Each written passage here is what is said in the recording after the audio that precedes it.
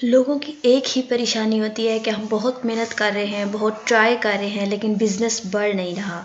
और main problem क्या है, ये भी लोगों को नहीं पता होता। लोग सेल्स के पीछे भागते हैं और ज़रूरी नहीं है कि बिज़नेस की ग्रोथ सेल्स से ही हो। बिज़नेस की ग्रोथ मार्केटिंग से भी होती है।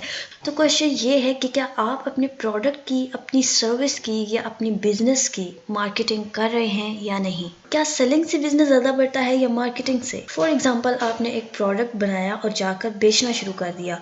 हो सकता है कि एट अ टाइम कुछ लोगों ने खरीद भी लिया हो इस प्रोडक्ट को, लेकिन ये भी हो सकता है कि मुझे भी वो प्रोडक्ट चाहिए हो, लेकिन आप वो नीड ही क्रिएट नहीं कर पाए जिसकी वजह से मैं उस प्रोडक्ट को समझती और खरीदती। नीड कैसे क्रिएट होगी? कॉन्सेप्ट से। और कॉन्सेप्ट कैसे क्रिएट होगा? मार्केटिंग से। फॉर एग्जाम्पल, मैगी क्या है? मैगी नूडल्स बेचता है, ये हमें पता है।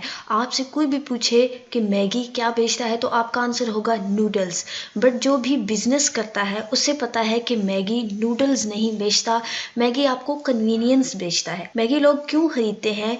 मैगी इसलिए खरीदते हैं कि फॉर एग्जांपल मेरे पास टाइम बहुत कम है और मुझे भूख लगी है, तो ऐसा क्या हो सकता है जिसे मैं जल्दी में बना सकती हूँ। तो मैगी कॉन्सेप्ट क्या देता है? 2 मिनट्स नूडल्स। इसने एक नीड क्रिएट की हुई है।